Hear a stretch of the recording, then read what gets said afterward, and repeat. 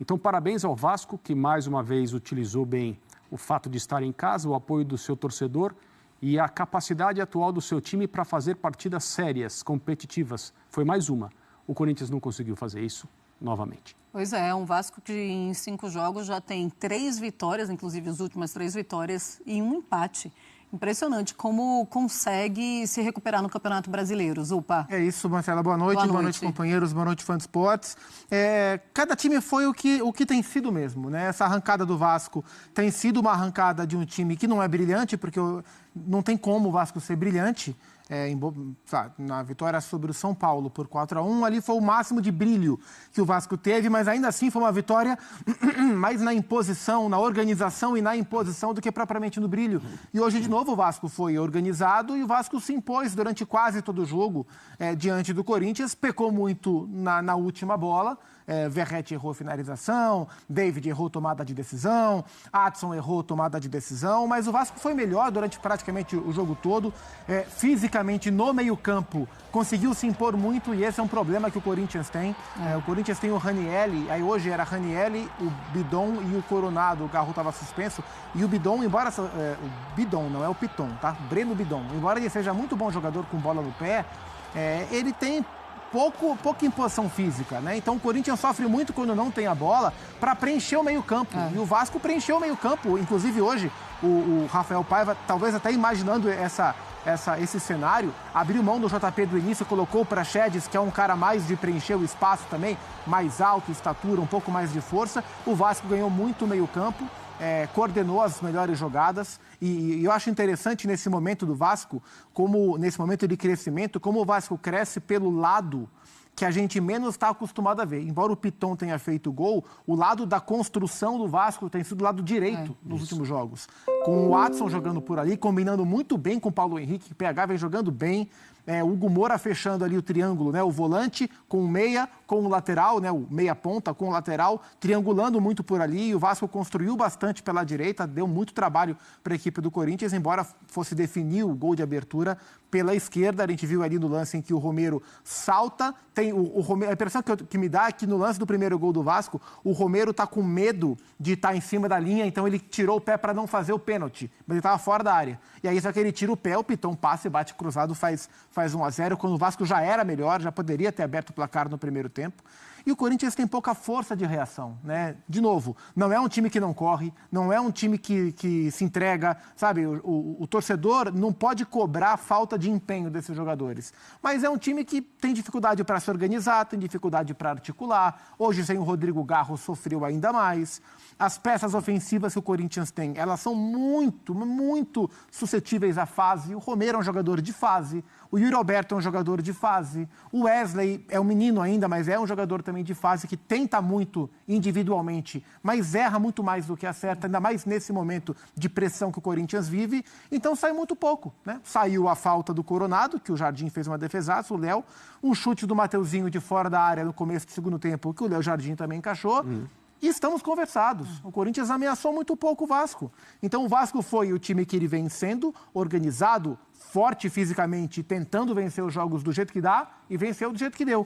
E o Corinthians foi, de novo, um time com pouco recurso, que fora de casa, quando muito, consegue fazer um gol. Como foi o último gol fora de casa, foi aquele gol do Kaká de peito contra o Atlético Paranaense. Desde então, perdeu para o Palmeiras, perdeu para o Cruzeiro, perdeu para o Vasco e não fez um gol sequer. E é assim a banda toca. Pois é, teve um chute ali do Bidu também no primeiro tempo de pé direito, que passou pertinho.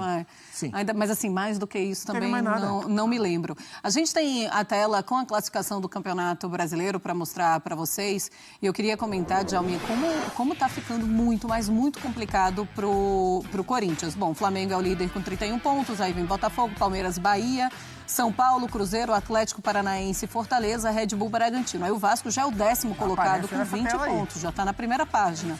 Então pegou a vaga, o lugar que era do Internacional, que agora é o 11º, que tem 19. Juventude também tem 19 pontos, o Atlético Mineiro 18. Olha o Atlético Mineiro como caiu. Já é o 13º colocado com 18 pontos. Aí vem Criciúma, é o 14º, Vitória, o 15º, o Cuiabá é o 16º, aí começa a zona de rebaixamento. O Corinthians tem 12 pontos, Grêmio 11, Atlético Goianiense também 11 pontos, o Fluminense na lanterna com 7 pontos apenas conquistados. Detalhe. São 8 pontos de diferença do Corinthians pro Vasco. E dessa turma ali de baixo, o Corinthians é o que tem 16 jogos. Sim. O Grêmio tem 14, a turma tem 15. Então o Corinthians está sempre um jogo à frente dos demais e muitos pontos atrás. E é muito preocupante, né? Porque a gente não consegue ver nenhuma reação do Corinthians. Sem dúvida, é muito preocupante. Quando tem esse início de campeonato e os times estão ali na zona de rebaixamento, eu costumo sempre citar o exemplo do Fortaleza nos últimos anos. Porque era um time que estava disputando campeonatos, aí ele começava lá na zona de rebaixamento, mas a gente olhava jogar, falava assim, esse time não vai ficar no rebaixamento, tenho certeza, porque joga bem, cria oportunidade, certeza que vai subir. E aí o Fortaleza... Aí você olha esse Corinthians, time... mas você não vê essa possibilidade, você não vê para onde esse time, com esse elenco, com esses jogadores, para onde pode crescer. Eu vejo essa dificuldade de enxergar um crescimento do Corinthians caso não tenha contratações. Então, quando você vê esse tipo de atuação, e sem dúvida nenhuma é para você se preocupar sim, apesar de que tem muito campeonato, tem muita coisa para acontecer, mas a situação, mesmo sendo... com muitos jogos pela frente, é preocupante sim pelo que vem apresentando. Ô André, é aquele campeonato que vai ser até o fim lutando contra o rebaixamento e a cada partida vai se confirmando isso? Eu acho que sim. Acho que o campeonato do Corinthians vai ser para não cair. E se não cair, é preciso comemorar. Não comemorar como um objetivo alcançado, sim, no sentido de você iniciar o ano pensando nisso em relação ao Campeonato Brasileiro. Mas pelas circunstâncias, a forma como a temporada do Corinthians foi se encaminhando e o quadro que a gente vê agora na classificação, mais até do que na classificação, o tipo de futebol que o Corinthians apresenta, aquilo que o Corinthians é capaz de fazer. Então, é para não cair, é para colocar, após a contratação de um treinador, que se terminar o campeonato pelo Corinthians terá sido uma boa notícia, porque muito provavelmente o Corinthians terá escapado, porque se a situação for ficando mais complicada, mais grave, o Ramon Dias também não será o técnico do Corinthians nas últimas rodadas, e evitar o rebaixamento, evitar o mal maior, seria a segunda vez na história do Corinthians, mas é algo que não é difícil de imaginar pensando no tipo de futebol que o Corinthians apresenta hoje. Zupa, vai ser esse o campeonato mesmo do Corinthians? E se não cair? É isso aí, família vascaína! Que grande vitória foi essa do nosso Vascão pra cima do Corinthians! Golaço de Lucas Piton, golaço de Esforza, que golaço de falta que o homem fez! São Januário tava lindo! E sabadão tem a grande festa para o Felipe Coutinho. Vamos com tudo! Eu quero saber de vocês já logo de cara, para vocês, quem foi o craque da partida.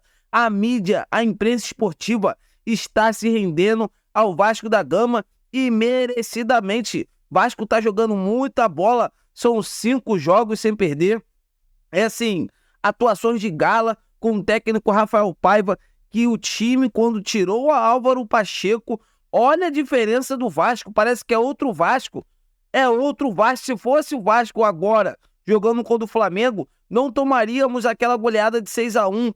Claro que não. Ganharíamos o jogo porque o Vasco está confiante. O Vasco é outro Vasco. Futebol, gente, é muito mental. E se os jogadores não tiverem com mental bom, as coisas não funcionam. A gente vê o time do Vasco aguerrido, sabe? Muito entregue. É outros jogadores. Os jogadores estão com a confiança lá em cima. E é assim que tem que ser. Eu tô muito feliz. Então, para vocês que gostaram dessa vitória do Vasco, vou pedir 3 coisas rapidinho. Se inscreva no canal, deixa o like e também me digam a cidade que vocês moram, que eu prometo responder a cada um de vocês. Hoje eu tô feliz da vida com essa vitória do nosso Gigante da Colina. O sentimento não pode parar nunca. Fiquem com Deus!